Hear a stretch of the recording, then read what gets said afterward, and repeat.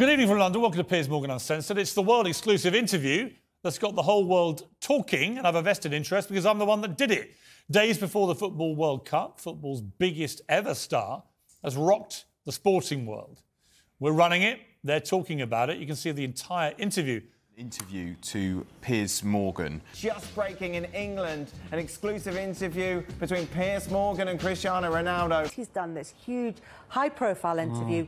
It's now gone outside of football media, outside of sports media, and now is in mainstream news reports. Cristiano Ronaldo, who has said he is being betrayed by his club.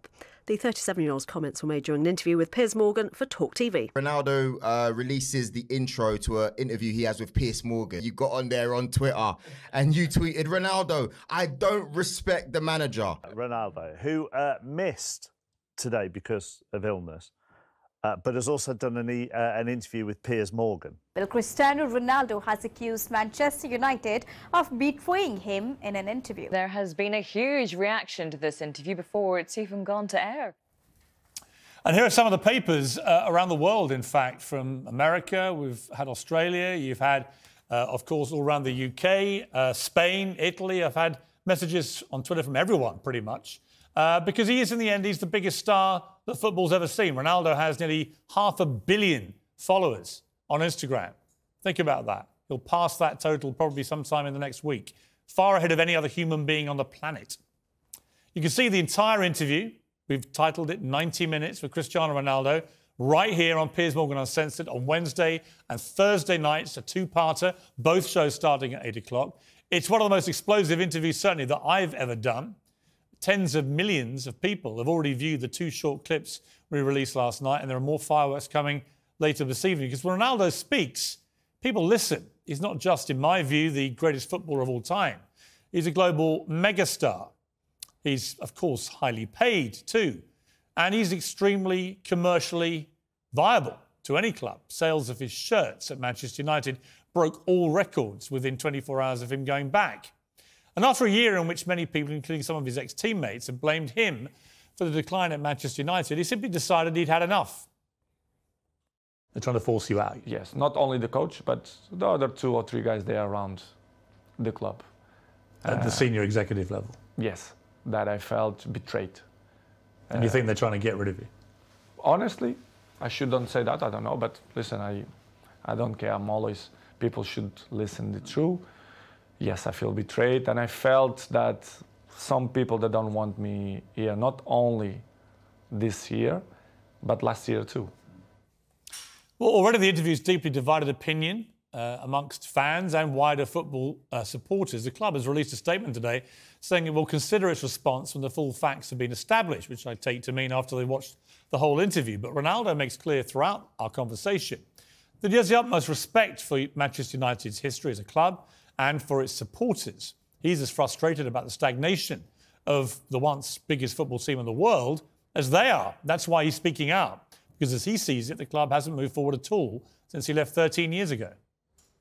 I don't know what's going on, but since the Sir Alex Ferguson left, I saw not evolution in the club. The progress was zero. For example, you have an interesting point that how the club as Manchester United, after suck Ole, they bring sport directive Ralph Rangnick, which is something that nobody understands. This guy is not even a coach. A bigger club like Manchester United bring sport directive, surprised not only me but all the world. You know, nothing changed. Surprisingly, not only the pool, the jacuzzi, even the gym. Even some points, the technology, the kitchen, the chefs, which is I appreciate, lovely persons. They stop in a time which is it surprised me a lot. I thought I will see different things, as I mentioned before, technology, infrastructure, but unfortunately we see many things that I'm used to see when I was 20, 21, 23. So. Surprised me a lot. May surprise a lot of people. There are more home truths where that came from, and sometimes, let's be honest, the truth can hurt. Nothing was off limits in this interview. No tough questions were pulled. Ronaldo answers them all with a brutal honesty, very seldom seen from a star of his renown. He also opens up about the family tragedy which befell him earlier this year, in which his partner lost one of the 2 twins that she was expecting. And he talks about the disrespect he feels that he's been shown by United's manager, Erik ten Hag. He talks about the Glazers, United's unpopular American owners, and he talks honestly about criticism of him by his former colleagues in the old United dressing room. A lot's already been written and said about this interview, just based on the small amount we've already revealed. A lot of it, I have to say, is ill-informed bile. A lot of it is just plain fake news. The only way you'll find out what Ronaldo really says is by watching the whole interview here on Wednesday and Thursday. And I think he'll change a lot of people's minds when they do. Well, joining me now is the former professional footballer turned pundit Graeme Souness and chief football writer at The Times, Henry Winter. Well, welcome to both of you. So, Henry, given that I've just spent 10 minutes promoting my interview with Cristiano Ronaldo, I think it's only fair to balance it out by saying that you've written a very excoriating column, as is your wont sometimes when you disapprove of something, about this today. You think it's a big mistake by Cristiano to do this. Why? Well, first, congratulations. It's a great scoop, Piers. Hi, Graeme. I think I'm just reflecting the views of probably the majority of Manchester United fans that this legend of the game, as you say, certainly one of the greatest, probably top 5 players of all time, is slightly tarnishing his reputation in terms of how he's presented himself. I mean, he really should have left in the summer. I think from what I've read so far and what I've heard and seen in your clips, Piers, you know, there are elements of him making pertinent points, particularly about the lack of investment, it seems, in parts of Carrington and Old Trafford as well. So, look, those are important things that he's saying there, and he is a statesman of the game, and he should be listened to. So I think it's an important interview. But I just think the timing of it, coming the day after Manchester United had a really gutsy win at Fulham. A young kid comes on, Garnacho's the future of the club. And I just think, talking to fans, and I'm sure ex-players will echo this, is that you have to respect the manager. And I think actually Ten Hag has been pretty respectful, because anyone who's seen Ronaldo play this season, he's 37. He's played, I think, 520 minutes in the Premier League, 1 goal, no assist. Look, he's been a fabulous player for Manchester United, Real Madrid, and clearly still with Portugal. But he's not the force that he was. And Ten Hag, new manager, new era. OK, before I go to Graeme Souness, I just want to play a clip to both of you, which is a new clip from the interview, which I think may just give a little bit more insight into why Cristiano Ronaldo feels quite so disrespected by people that are running Manchester United right now. And I'll tell you the background to this, is there was a huge furore, as you know, Henry, about him not coming back to Manchester United in the pre-season when he should have done. A lot of speculation that it was to do with him wanting to leave the club and get away and everything else. In fact, as he reveals to me in the interview, it was because his little daughter, Bella, 3 months old at the time, who had survived this terrible tragedy in which her twin brother had died, she got bronchitis so bad that she was in hospital for a week. And he felt duty-bound as a father, I'm sure we'd all understand this, to stay with her. I want to play the clip and then just see whether this perhaps slightly changes your mind. Let's watch the clip. You'd lost your baby son and now your baby daughter's in hospital. Exactly. And you must have been absolutely I spoke with the directive and the president of Manchester United, and then kind of that didn't believe that something going wrong, which is make me feel bad. Really? Yes. They didn't believe you? They believe you, but in the same way they are never ever going to change the health of my family for the football. Never. Now or 10 years behind or forward. And it's something that really hurt me, because they doubt of my words, that I struggle, especially Bella and Gio. We had 1 week in hospital because the Bella have a big problem. And I didn't go to the pre-season because of that, because I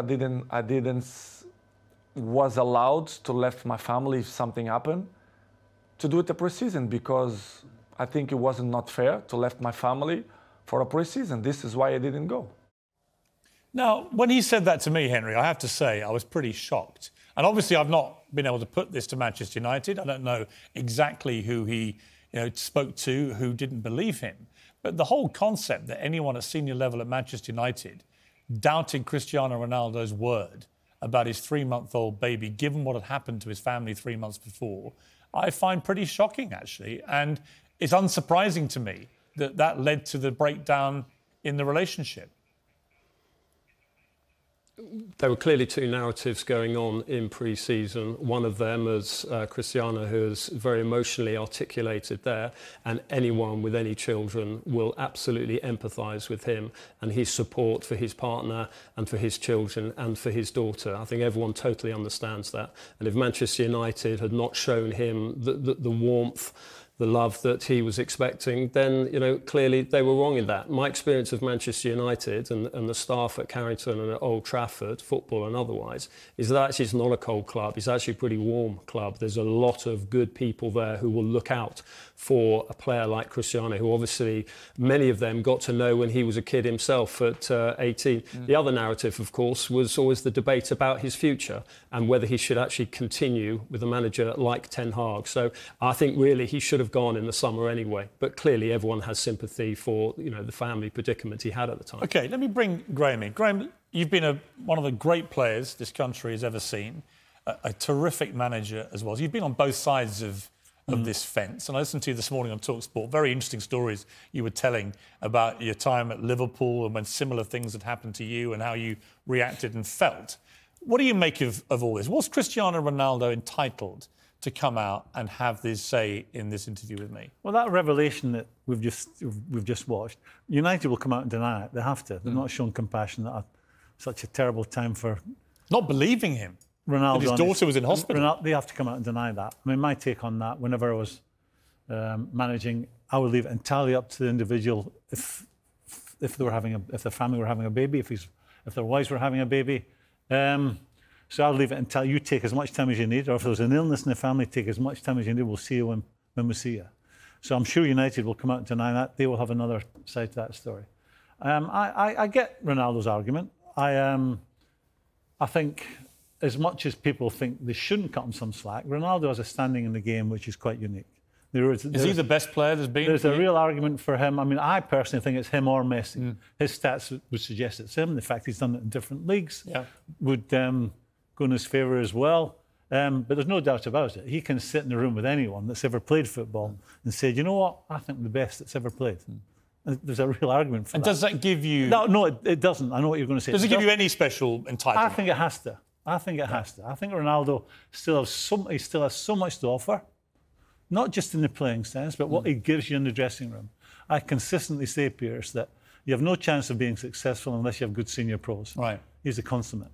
He's still got, it seemed to me, I sat with him for nearly 2 hours. He's still got this hunger burning inside him to win more big trophies, to break more records, to be more successful. And what he really craves is an environment around him that can enable all that to happen.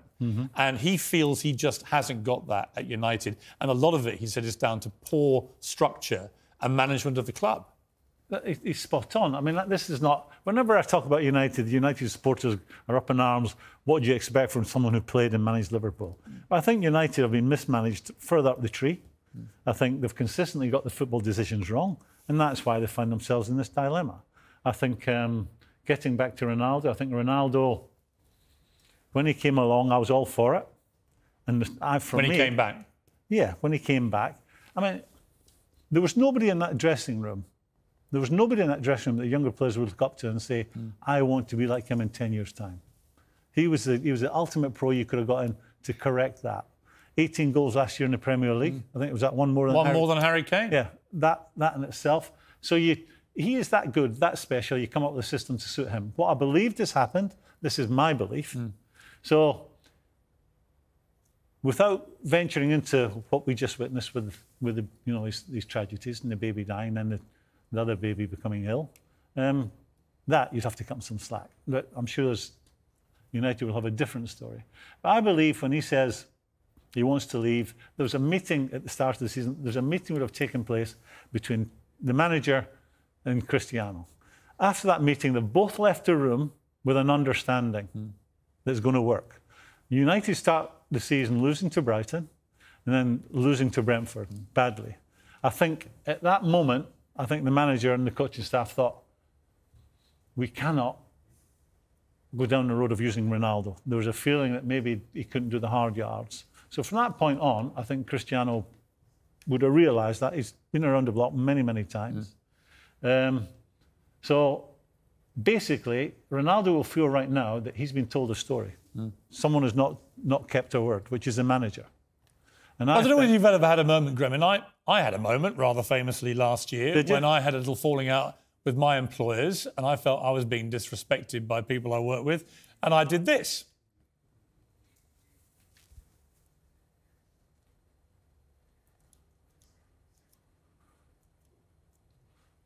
And I, to be honest, don't regret doing that at all.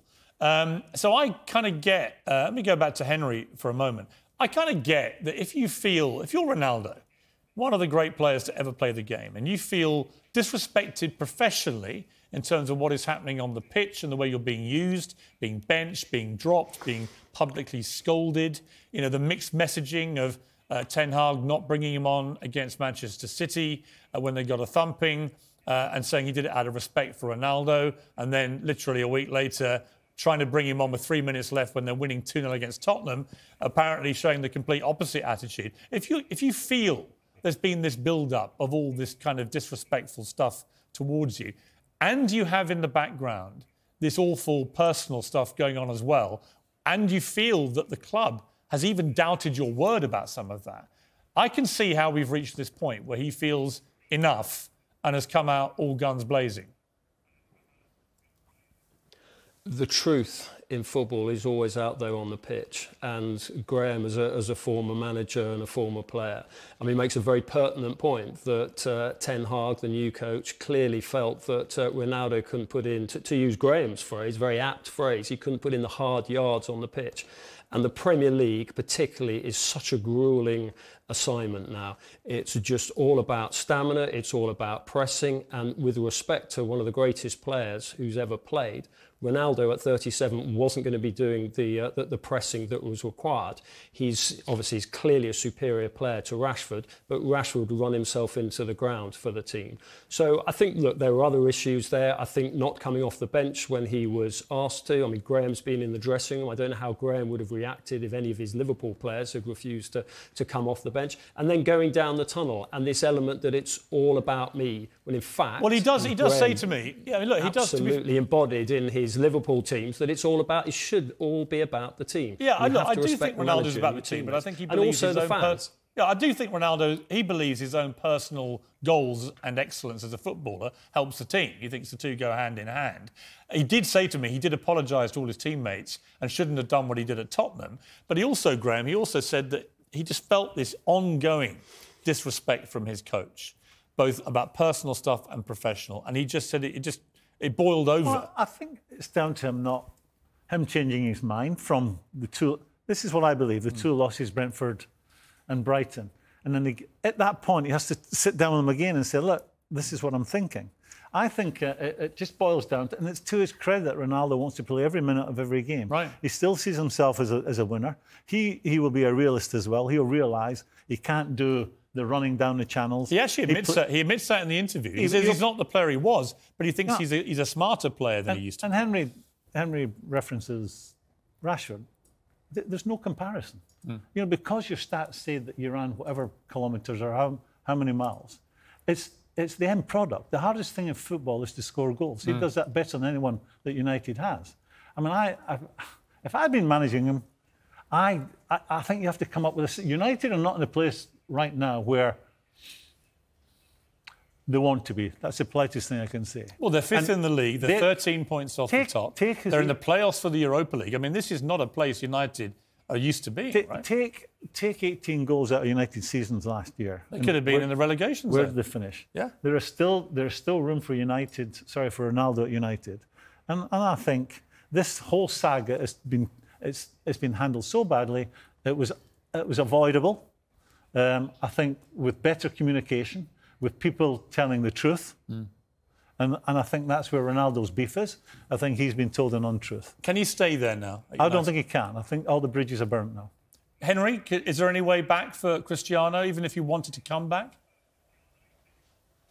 No chance, and particularly the timing of your very good interview, Piers. The timing of it shortly after the final Premier League game of the first half of the season.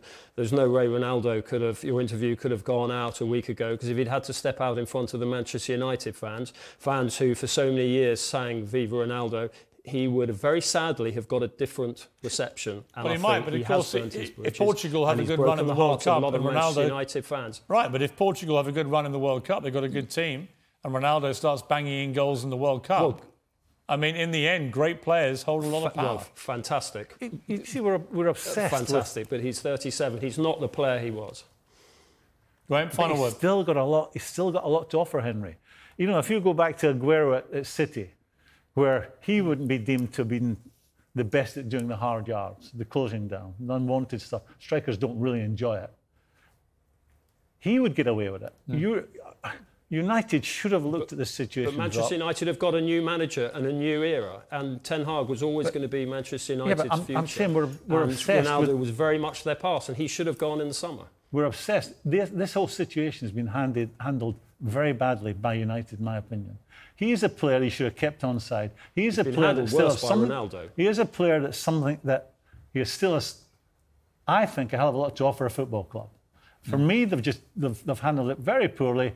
How do you think it was going to end when you're upsetting a player of his standing? I think that's the bottom line. We're talking about this instead of United on the front foot, moving forward, winning a difficult game. I also think, to be fair to Cristiano, you've got to watch the whole interview. All people have seen so far are a few clips, literally, just like 2 or 3 clips.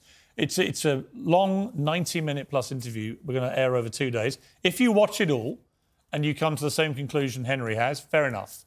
But I think a lot more people will feel sympathetic towards Ronaldo by the end of it than they might be feeling at the moment. I've got to leave it there. Henry, thank you very much indeed for joining us. Graeme, great to have you on the show. Pleasure. Thanks for coming in. Really appreciate it.